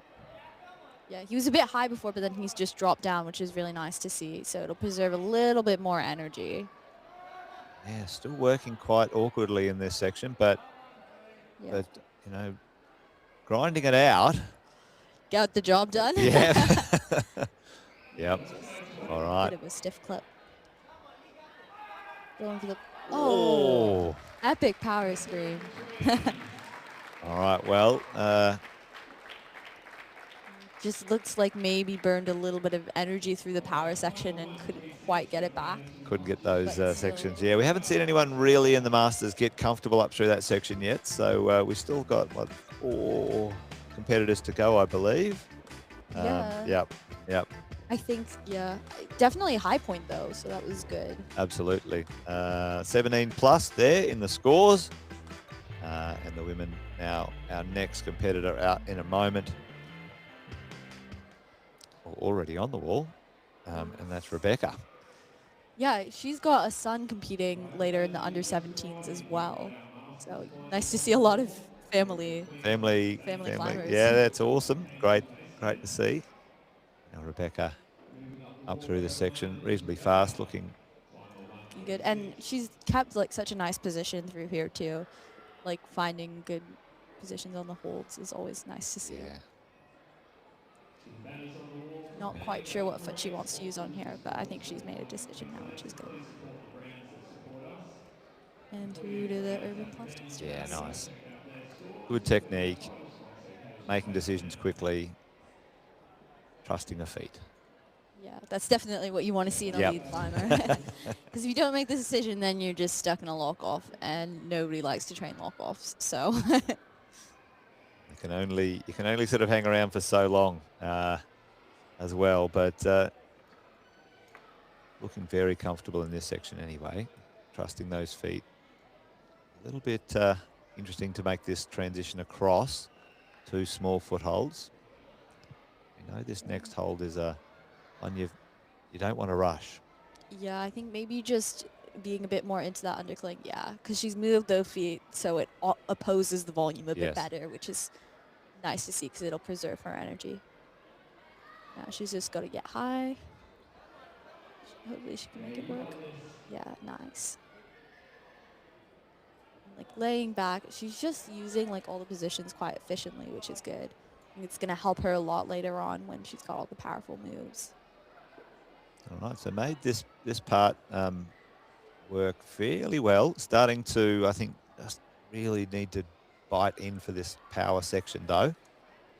We know that there's a bit of work to do in these next few moves. For sure. Just struggling to see what she wants to do here, too, because I feel like there's so many options with these volumes. And they're not typically what you would see in other gyms. But she's managed to get through to the pinch where hopefully she'll have a little second to get the clip in and take a deep breath. She moved her body round in opposition to the pinch and sort of turned it into a bit of a side pull at the same time. So that probably helped with a little bit of contact on the hold. Now we know these next couple of moves are quite powerful. Awkward feet as well. But she's got her high point now, which is good. Ooh. Oh, nice. I think she may have just gotten a little bit tired there and needed to kind of push a bit more through the feet, but it was still like super solid and a great high point for her, so that's good. Well, that's the one to beat now, or the one to go for. Yeah. And we've got 3 more competitors after this in the women's. See how it turns out. Yeah, absolutely. Our next one right now, Paul Fitch. Now Paul's been around forever, actually. I've seen him in the Masters and the climbing scene for a bit too. So he's got his experience to call him a master man for sure. Yeah, I love that they like Masters is a great title. Let's see if he can work at this early section. Because we know it's not a walk in the park, that's for sure. It's on pretty well straight off the ground for this climb. Yeah. think it's also just about like keeping on the right side of these holds, because these cheetah holds, they're really nice if you can keep your body into the correct side. Yes. But sometimes just like to get the clips in, it's forcing you out. And it's quite powerful to stay on after that then, because you have to like pitch and engage your shoulders. He's moved through here pretty quickly. So that's good news. Hasn't wasted too much energy or time in there. Yeah, and finding quite a nice rest through here. You can see he's put quite a bit of weight into his back leg, and his arm is quite relaxed, able to just take a second. Yeah, that's a nice move, actually. He's got that high clip. He won't need to clip awkwardly up through that next section. So that should help out moving through those orange holes a little bit quicker, potentially. Yeah, a nice drop knee through here. It's a little mini one. A little bit stretched out here, but hopefully you can work out the feet. Yeah, I think that unleashed hold is just quite like nice and positive, so it's not the end of the world if you're on the wrong side of it. So I think he makes it work even if you're stretched out. All right, move through this section well. Now going to transition into the head wall. Hopefully we can get next camera angle to see him. Yeah, he's on that like kind of pinchy jug right now, which is good, but it's not the greatest. So just have to struggling to find something for his right foot, so just smearing it on the wall. But these pockets, don't get your whole hand in there, so maybe 2 or 3 fingers depending on the size of your digits. But he's up now into this head wall transition piece and starting to throw himself at it, but he's probably feeling the pump coming, and now race against the pump. Yeah, for sure. But he's already got like a massive high point so far. So yeah, we'll have to see. out in the lead. We know the move here is actually toppable from probably here. I think yeah, you can. Yeah. Yep. It's just this one more move into this crimp can be quite pumpy. But you can see him doing the micro rests. Hopefully he can manage one more. Got it. Yes. Okay. Just clip. Yes. There you go. Yeah. Oh, nice, solid effort from him. Fantastic top there, Paul. And showing his experience in the competition climbing scene. Well done. Pretty happy with that. Yeah, you can see he's quite pumped now. It definitely looks like a very sustained route, so pump is so fair. yeah, you can see him fighting for it at the end there, those last few moves. So well done with the route setters, actually. It's really good sizing up of the field. I think looks like Paul's in form today, so that's good. Sure. Now we have Vicky. Also looks like she's from Ambulay. There's a lot of Ambulay climbers at this comp. Yeah. Maybe I need to head down to Ambulay to train. Ambulay is where the lead climbers are all created from. So shout out to Ambulay. Yeah. She's got the double clip here, which is always nice. Yeah, smart. If you can clip from a comfortable position, that's always much smarter to do so. You never know what those next positions are going to be, awkward or whatever it might be. Yeah, it also just helps you, like, the clips are so close by here. I have competed and totally forgotten to clip clips here. So it gives you a little bit of peace of mind that you haven't forgotten any clips. It's always the worst feeling if you're above a clip and then you realize you have to, like, down climb and get back to it. Yes. I have seen in some of the competitions the Z clipping accidentally as well, where yeah. So that's sort of clipping the higher one first and then the lower one next, and sometimes that's a bit awkward as well. So that one's like, at least that one you're not pulled off the wall. You just have to make sure you reclip them in sequence. It's just such a like energy cost. Yeah. I did see that happen at Youth States as well. All right, now this is the blind foot swap here, but makes it work. A little bit taller so she can make those lower footholds work, but we know you've got to sort of get up and transition into these small holds and then into the smaller. She's a bit stretched out. Yeah, she's coming to that thigh pull now, which should hopefully help her out. Make a little bit of energy burn there, but hopefully not too much to stop her in her progression. We saw Rebecca move the foot like back over, which really helped her use the undercling a bit more advantageously, which I think may have helped there because she seems like she's used a little bit of power. But she's still got, I reckon she's still got something in there. Yeah. Yep. That big reach looked solid. So, oh, look at that toe hook. Wow. Makes it work so well. Oh my gosh, that's so creative too. All right, now she's got to unlock this and put a bit of weight in there for this next move. We know it's not elbows up here. Oh, really high feet. Yeah, maybe just needs to lay back more on that instead. So I think trying to put force through that with your elbow up and it's so high, it's definitely like a difficult ask. Well, not too bad. Up there in the middle of the field, I think. Wouldn't have gotten up Yeah, I too believe. high, but Yeah, I think Rebecca still has the high point, but that was such a yes, solid effort. very. So, yeah. You can definitely see this climb playing to all sorts of like strengths and weaknesses, having like a really good mix of having to be technical and having to be powerful at the same time. Which I always love to see in a comp because you never want to play to like this person just has power, this person just has technique. And that's always the the challenge to the route setters to kind of do on the day as well, where someone might be in form or different styles might be. Yeah, that is the thing about climbing. Is like Yeah. some days you win, some days you lose. It's just gonna happen. Like Just it the takes way. so much. You see, like Yanya always being on top. It takes so much, like I guess, breadth and consistency across styles to do that. It's insane. Absolutely. Well, I mean, I think she's the greatest from a record point of view, greatest sports climber or competition climber in the world. Yeah. Won so many gold medals. Oh, Simon in this awkward position here. He's really got to lay back. If he can get the foot up, yeah, I think he'll be fine. Oh, he certainly used a bit of power there, but hopefully it wasn't too much to allow him to keep going on. Looks like it's just a bit awkward, not too draining. For sure. And then now he looks like he's in a good position. You can see because that top foot is so engaged and the bottom heel is too, he can take quite a bit of weight off the arms and be in a good position. And he was a bit lower going to that hold. Now choosing not to go with a chalk bag. So no chalk. Oh, yeah, I just realized that. And I don't know. Well, I wonder if that was a choice or an accidental choice. But anyway, he's on the wall without a chalk bag, and yeah, that's an interesting one. But let's see. That would freak me out a little bit, just because I know sometimes, especially in like, I guess when it gets more humid, it's a bit more. But it's just like you don't want to be like, oh, my hands are sweaty. Yeah. Well, it's almost like a comforter, isn't it? Really, it's just like something to do like that. So, but he's looking pretty solid, and he was just sort of crimping on the foothold there before, so really powerful. Clearly doesn't need the chalk. Yeah, the chalk. Maybe he's cracked the code here. Stopping to chalk just wears you out. So, but Simon only a few moves away from the top.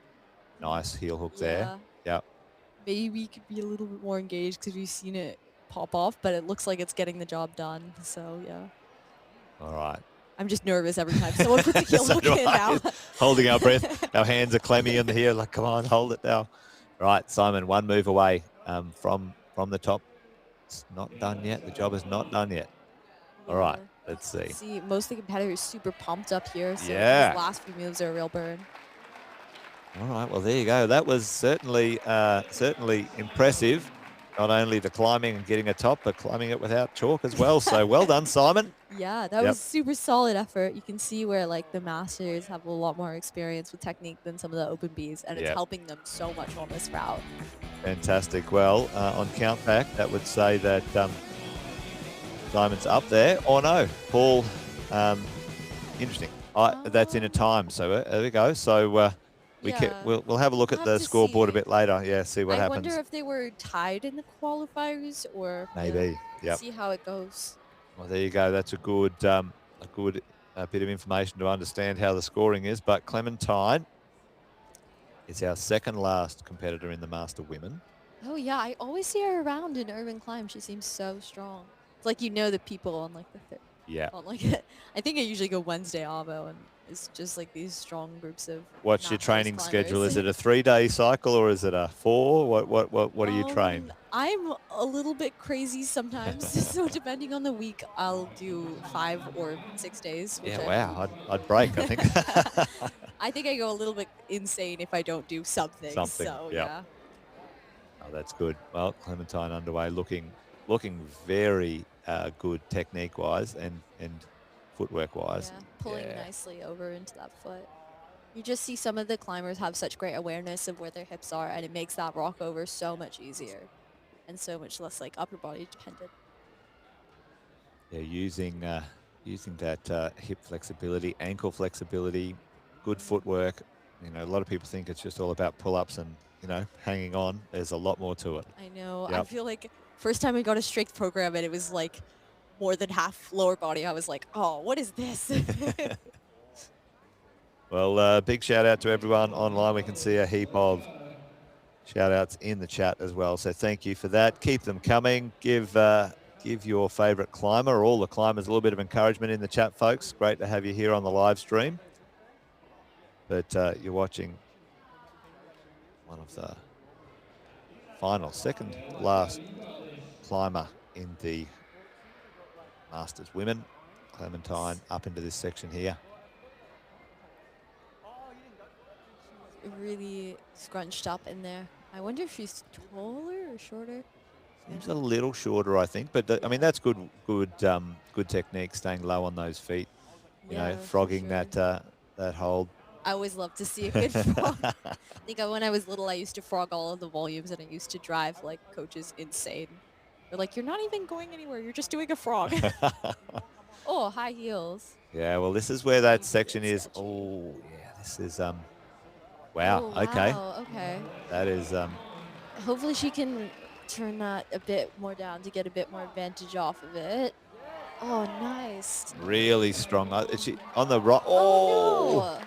Gonna say the right hand is the foothold, but very strong there. But anyway, that was great. I think that is the high point. Yeah. Yep. Oh well, it peaks, doesn't it? It's really it well. Builds up to a dramatic ending. It's well done.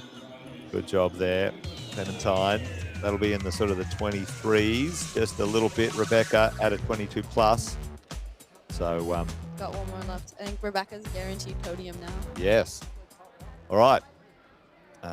Tomohiro in the house right now, and let's see if he can show us how it's done. Oh yeah, answering the question from the chat earlier, Grant has not gone yet, so you haven't missed it. Aha. Don't worry. I'm glad you could read it because I need my glasses. So yeah, you should read those, and then I'll. Oh, apparently Emballé is in Burley, and it's owned by Pete and his family. Oh, there you go. I love it. I always love to see the family-owned gyms. It's so cute. Absolutely. Yeah, that used to be called Paramount, I think. Yeah. Yeah. I remember. Okay. I feel like I went to like a end of summer competition there once. Yep. Yeah, that was the OG, the back in the day. All right. Well, that's great. Thanks, folks, in the chat. Keep the chat coming. But we've got Tomohiro on the wall right now, and he's our Just trying second to figure last. out how to get over this into layback. I think it's kind of a commit to the shoulder and then have to put that foot up. Slowly going to transition. Yeah, transition that weight over there, isn't it? And yeah, once you lay back into this, I don't think it's so bad. It's just having to trust those like slopey feet. Yeah. And when you know you have one shot on lead, it's so hard to trust your feet. It can eat away at your energy. Yeah, you can get into a position you can't reverse too sometimes. Yeah. So that's like. I've definitely done that a couple times. Once or twice. Yeah. All right, but he's looking quite strong right now and moving well. A little shakeout here. Yeah. He knows that these next few moves are going to be a little spicy. Have a little chalk up and see how it goes. Well, just continually. I guess now he's got the big foot, he can put a little bit more weight into it. Yeah. He must be loving that pocket. Just so strong. Strong on the pocket for sure. And even clipping from there. Getting some recovery, which is good. Yeah. Yeah. Liking this foot, which is nice, because I think if you don't put enough pressure through that foot, it'll definitely like have a chance of melting. All right, just reversing this just to see if he can find. He likes to crimp a little bit higher. Coming through. Yeah. Nice on the flag. I wonder if we can see another top. Well, he's looking solid right now, so know, yeah. only a few moves from the top, but we know they're spicy. Let's see if he can make these next three moves work. A little bit low for that heel, I think. Got to be the foot swap. Oh no!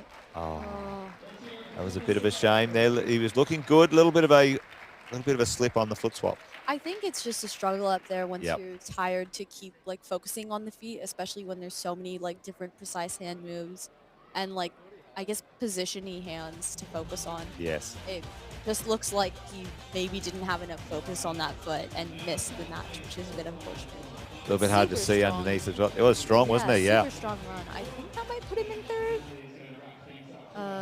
Yeah, I would say that's a third place after that. Right up there, yeah, And certainly. then we've got Grant after. But first, we have Emily Ames from the Masters Women, I think. Yeah. Yep, Emily. I would say probably the most experienced competitor that I know in this category. I've seen her pretty well for 5 years. And being a master, you would think that they would be more than 5 years worth of climbing or competition climbing. I think there's definitely more than 5 years. I saw that we just had Boulder Fest, which is a big competition at Urban Climb, and I was reading through all the old finalists which they had up, and I saw her name come up. I think, don't quote me on that, but I think so. She's definitely been around for so long. All right. Well, hopefully she doesn't feel the pressure of the master of the women. We'll see if she can just relax and have a good time and put in a good climb. Let's see what goes down for Emily this afternoon. Yeah, Clementine in the 24 score there, so it puts her up in the lead. And I would love to see a top on this route. Definitely the last bit. I thought I saw a dyno up there, so I'd love to see that. I'd love to see them send for that. Yeah, we haven't seen that this one topped yet, have we? But Tomohiro in third, like you said. So, all right, we're all bated breath, glued to the screen now. Yeah, I think from the look of that, you can't really see that well, but she might have some Drago. She looked pretty nice. The yellow. What do you sport? What's your shoes? My current go-to shoes is the Theories, but I am looking to find something that's a bit like stiffer for outdoor and training. So if anyone has any recommendations, put it in the chat. Yeah. All right. Well, what type of shoe do you climb outdoors with, folks? Put it in the chat. Now, are you a sock person or no sock? Oh my gosh, no. That's a very hard stance for me. I know some people are very avid on their socks, but absolutely not. Yeah, certainly for sport climbing or indoor climbing, not a sock person, but multi-day crack pitch climbing, socks, absolutely, you can't beat them. Yep, Yeah. Your shoe a little bit bigger than you need, and socks. Comfort over performance for the multi-pitch in the crack. But anyway, Emily looking really comfortable though, good body position. She really looks like she's moving so efficiently through this. Got lots in her tank. Yeah, you can really see the experience in the way that people decide to use like technicality and also just their pacing. Crossed through to the smaller pinch and looked super solid on it. So I think if you've got the like technique and you've got the power to do it, then it is a smart decision. Well, she just cruised through that move like it was nothing. Yeah, and then now I think she's in first now. Yep, in first. One move to the top, I think, Oh, it's a blue jug at the top there, so we might see if we can get this right angle here, but this could be an exciting move at the top. Yeah. There it is. Oh, just a big, come on. Surely she has this. Yes. Okay, nice. All right, well, one clip to go, and then we've got a top officially. But that was it. Yes. Well done. Oh, that was so awesome to see. That was just like you could tell she was so confident in her movement. She had like such nice like technique laying back into those crimps. She really just like that was her route. Yep. Such a satisfying ending too. It was great. Great stuff. Then we've got Grant for the Master Men. All right, well, let's see if Grant brings in a top for us. He finished in the top qualifying positions, so arguably he might be in form today. So let's see. One last climb to go. That's one shot. That's it. Yeah, I guess that's the nerve-wracking thing about it. You slip and it's kind of unfortunately heartbreaking sometimes, but it's kind of what like is a bit fun about it too.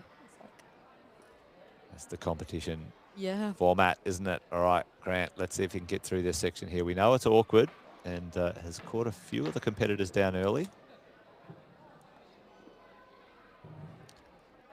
choosing to lower that foot, I think, is a Yeah, good nice. decision. Yeah. We've seen a couple competitors get caught out because they're a little bit too high on those slopers. So I think him bumping it down was really smart. Yeah, getting that nice, comfortable, higher clip there gives him a little bit more opportunity to move through this next section a little quicker. Choosing that higher Gaston. I think it's just a little bit better for some of them because you get that little bit of pull, like even if you get it down, whereas the other one is just like you have to fully lay back into it. Found what works for him at this moment in time, which is great. Moving through here, some crossover moves which look a bit awkward, but he's making them work. Yeah. We know this hold is reasonably good here, and these next couple of stances could maybe get a bit of rest. For sure, and he's kept the feet like nice and wide, so I think he's able to keep a little bit more weight into them. Whereas I think if you go all the way into the heel, sometimes it's like not fully. Oh, but maybe. And you've only got sort of one spot for your feet here, so unless so Beautiful back flag. I love that. He's going to do a pogo or something there, but yeah, no, good. Looking like he's been training a little bit of flexibility as well. So now it kicks into this steep barn dory crimpy section. Yeah, oh, super powerful clip to come through. Looking good though, not looking too tired yet. Maybe just starting to feel the first bits of it here. I think he's like taking his time to find a position that is super stable for him and works well for him. So that's good. Really good on the feet, nice and delicate, getting the balance points. All right.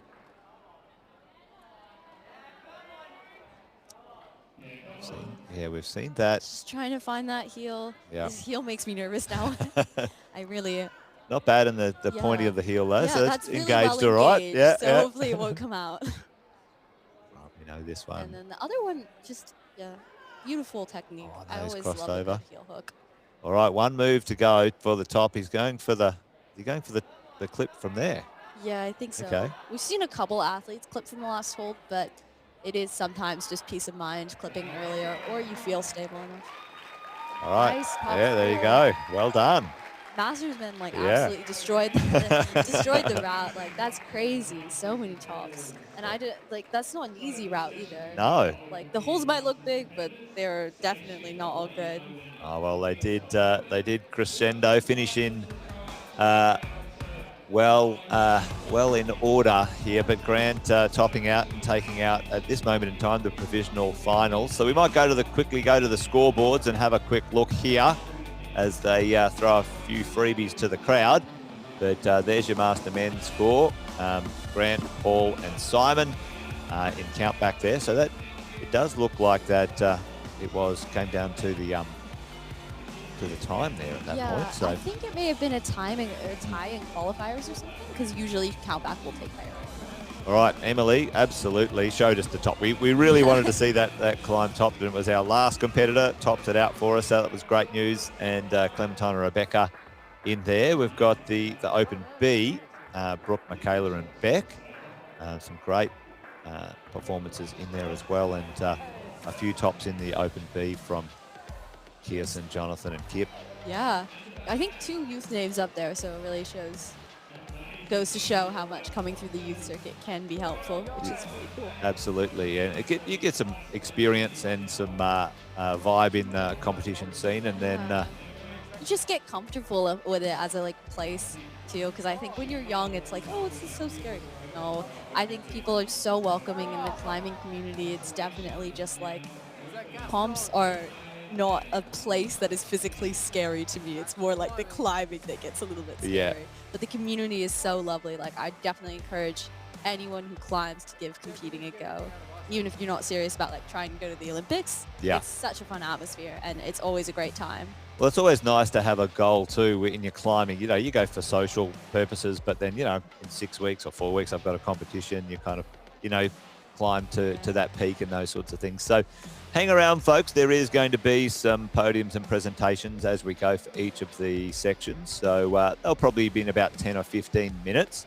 And between now and then, we'll throw back to the team in the studio. They'll show you a few replays and maybe a few call-outs or announcements from our sponsors, K2 Basecamp and the like. Thank you to them. But for the moment, probably about 10 minutes, folks. Hang around, you'll see the podiums and presentations in a moment. But awesome to have you in the chat as well, folks. So thanks for joining us there. Don't go away, and we'll be back real soon.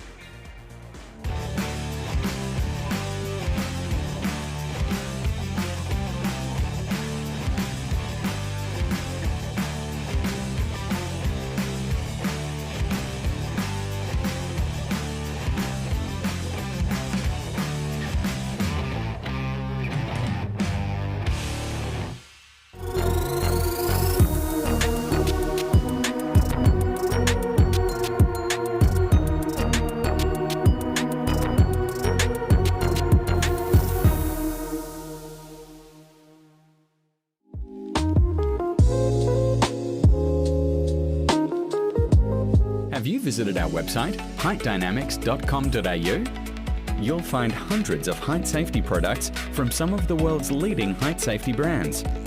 All available for you to browse and order 24/7 at heightdynamics.com.au. Ever seen this problem? Or this? Trying to open your chalk bags? That doesn't happen with the climbing terms. Look at it. Nothing coming out. And so easy to open. Same thing with our boulder buckets. No spilling. Plenty of chalk, but once it's closed, it stays in. Hey Grant, Yes. You're one of the people that has the first chalk bag you ever bought, right? Pretty much, yeah. Pretty much, 30 years old? Okay, what's the problem with it? The drawstring's gone on it. The drawstring's gone on it, and what's happening when you're unpacking it? All in the bottom of my bag. The Nice whole- little chalk pile right in the bottom of the bag. So a magnetic system that would just close up would be fantastic, right? It would. Maybe we should make that happen. I think so. This is perfect. This is what I need. Awesome. Good size too. Cool.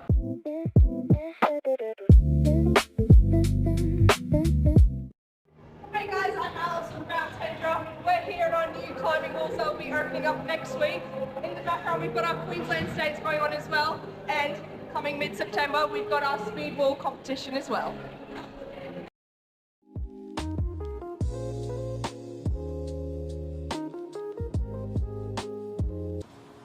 I just like those pants. This? Yeah, that's cool. It's cool. Yeah, everyone say it's cool. Yeah, it's cool. Yeah, very hip.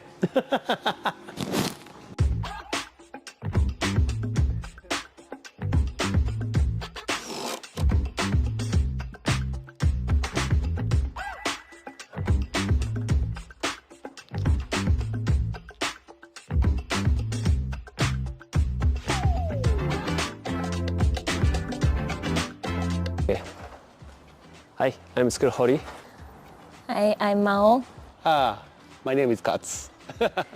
I'm from B-Pump in Japan. I'm from Japan. I'm Japanese climber. I'm from Tokyo. I own the B-Pump. I will setting up with kilter hold, new one. Yeah. And today's special setting for kilter.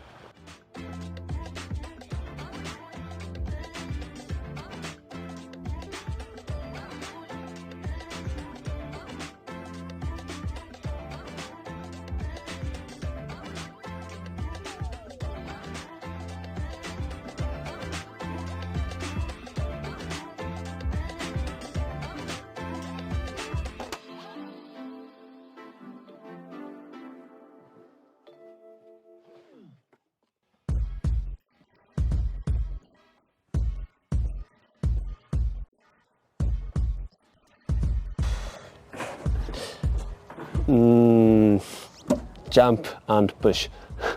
Nice. Yeah, classic.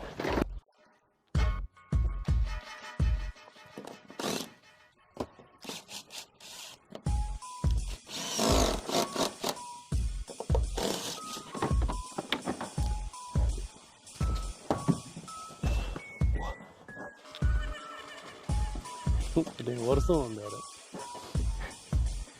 서좀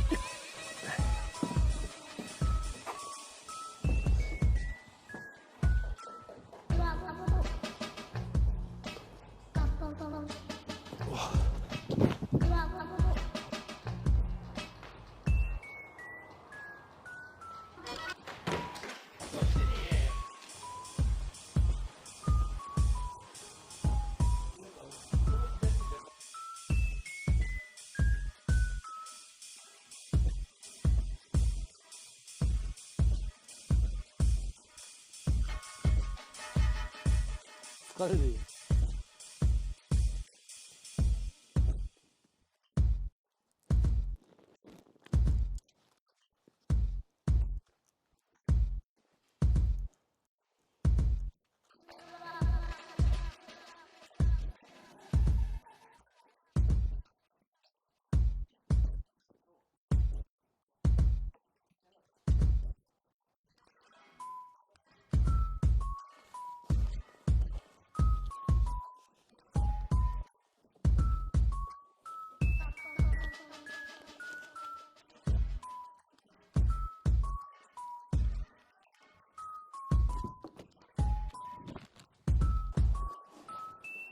응?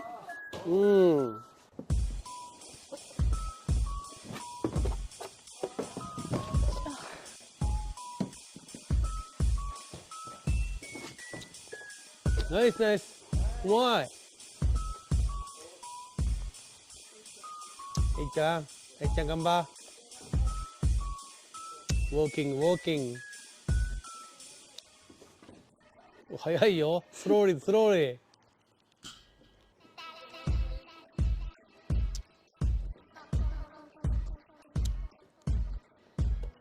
Come on.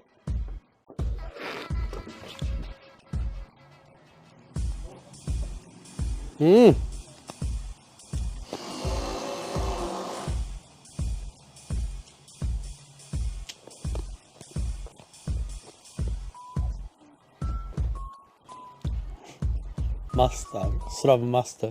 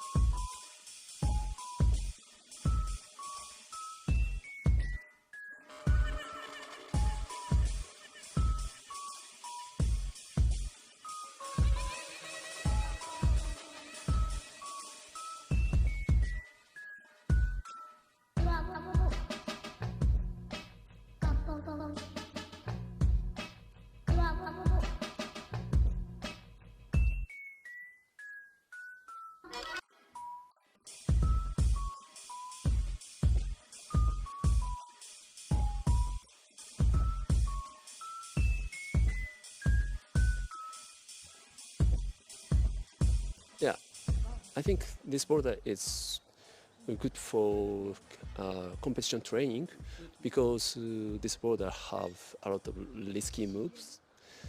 So yeah, I think it's good for training for competition slab. Yeah. This hold is Honten Bro shapes. Then, and I think really interesting because you have to find good holding position and foot position. So always something happen, and normally Honten Bro shape don't have dry texture, but this shape is have dry texture. So yeah, I think I never see this kind of shapes. Yeah, but this is classic Honten Pro shape, but dual text is very interesting for me.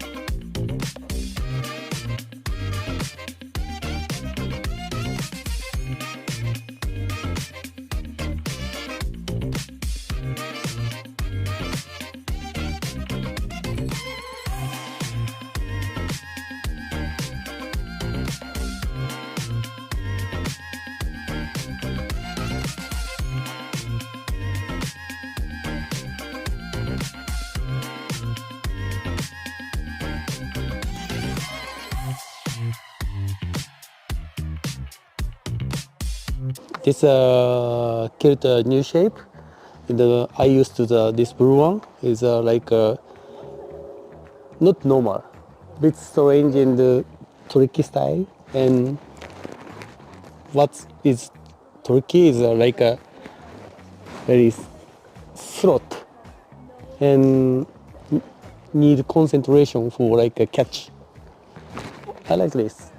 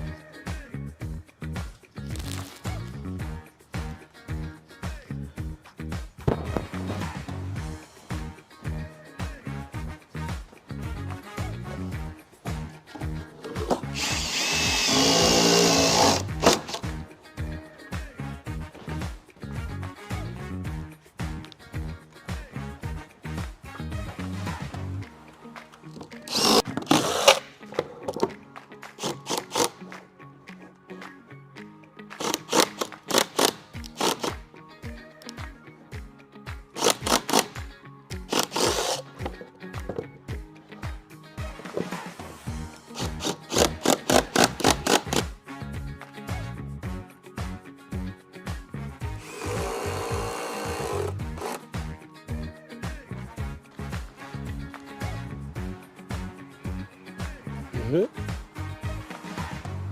そこじゃない？手使えば上。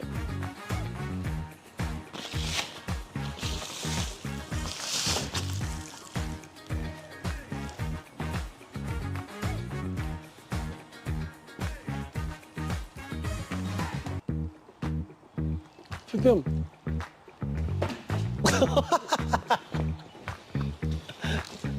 どうすんの？はい、ナイスナイス。頑張って、アンナ。はい。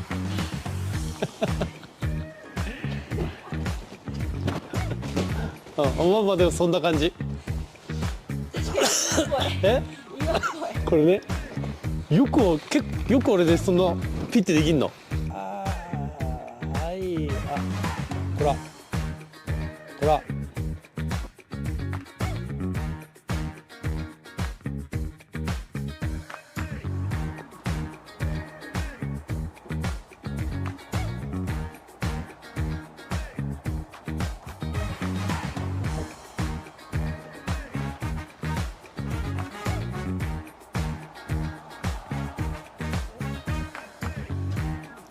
ナイスです。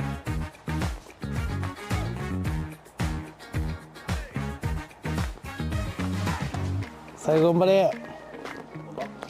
右手で押せ。来い。おお。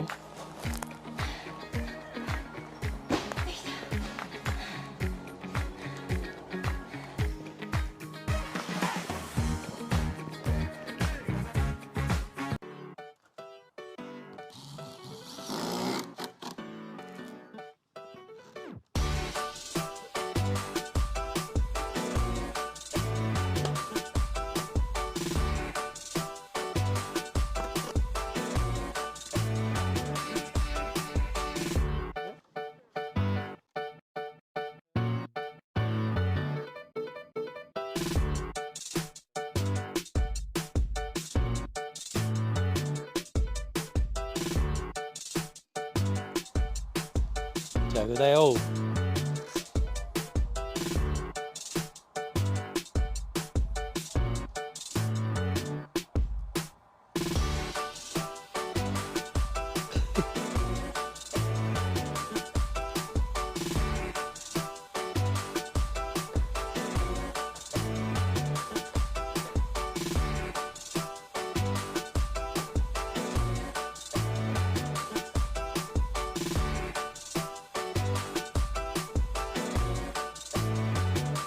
いいんじゃない？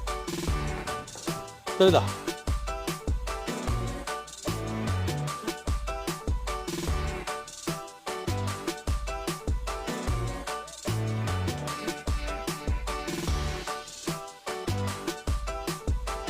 ストレートアップ。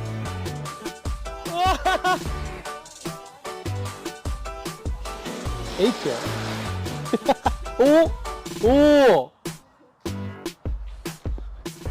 頑張頑張 A ちゃん A ちゃんうちの嫁と一緒なんだよな。Come on let's go yep nice。Have you visited our website, heightdynamics.com.au?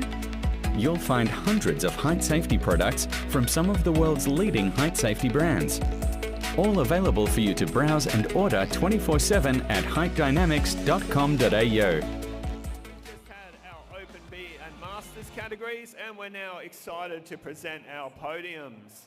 So we're going to start things off with Open B Men's.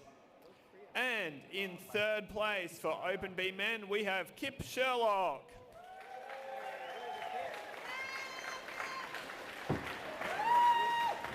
Band from K2 is here to present the prizes and medals. In second place, Jonathan Verster.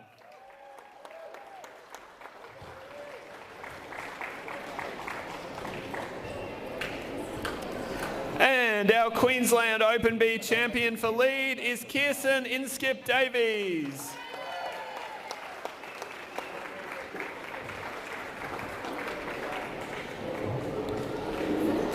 Let's hear it one more time for our Open B lead podium.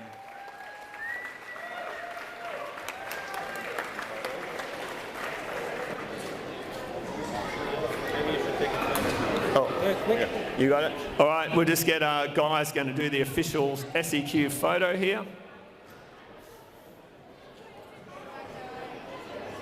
Awesome, amazing athletes, amazing effort. Thank you very much, athletes.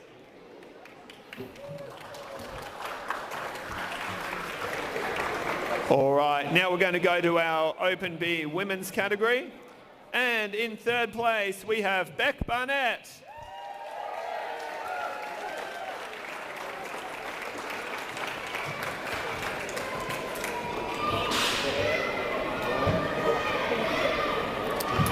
In second place, we have Michaela Cameron.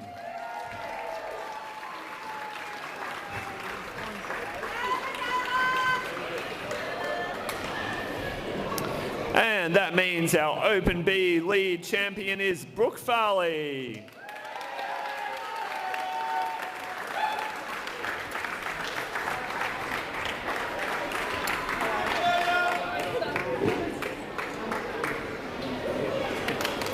Let's hear it again for our Open B lead podium.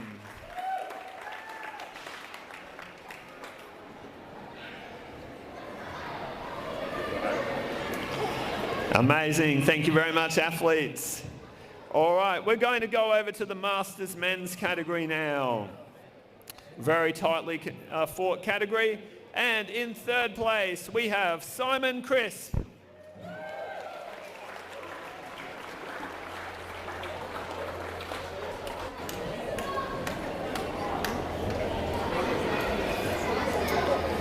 In second place, it's Paul Finch.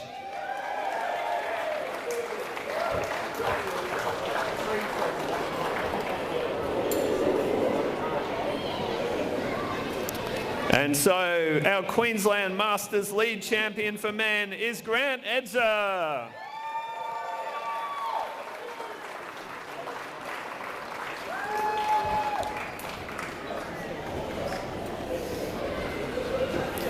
Let's hear it one more time for our Masters men's podium.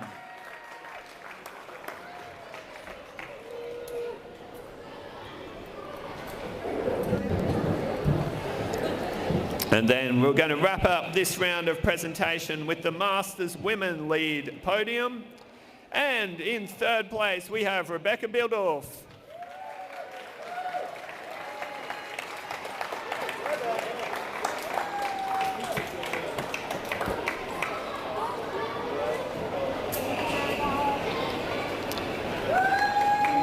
In second place, Clementine Pradell.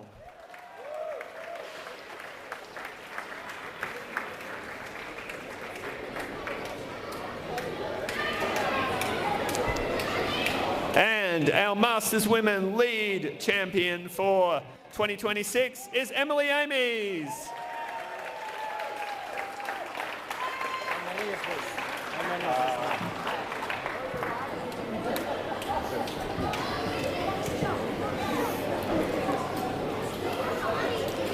Let's hear it for the Masters Women lead podium.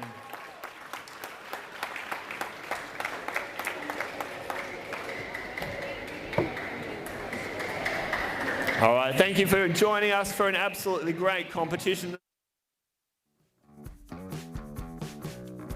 All right, well, there you have it, folks. Our podiums are done. The presentations for the Bs and the Masters all sorted out. So you've got your winners, your podium place takers today. So that's done. Right now, we're about to finish up this live stream.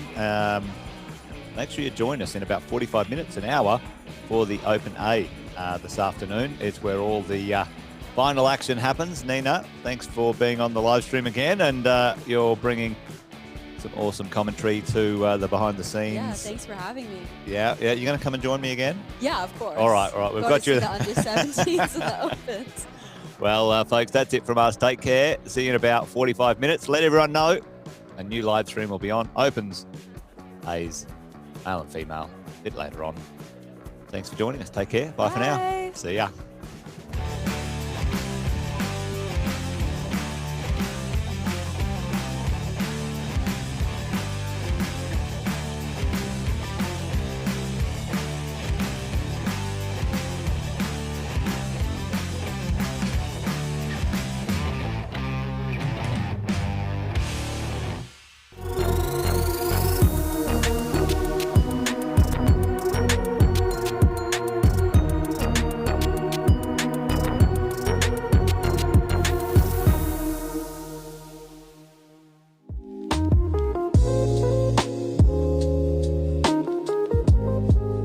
visited our website, heightdynamics.com.au, you'll find hundreds of height safety products from some of the world's leading height safety brands. All available for you to browse and order 24/7 at heightdynamics.com.au.